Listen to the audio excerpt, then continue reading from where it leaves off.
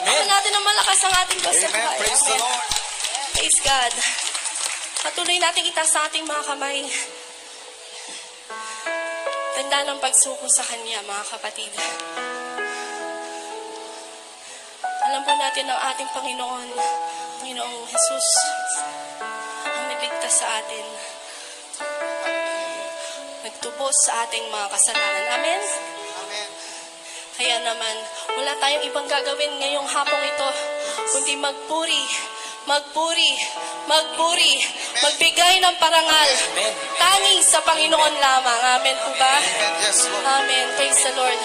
Kaya ating itaas ang ating mga kamay. Praise God. Malayang malaya. Come on. Taas po natin ang ating mga kamay. Amen.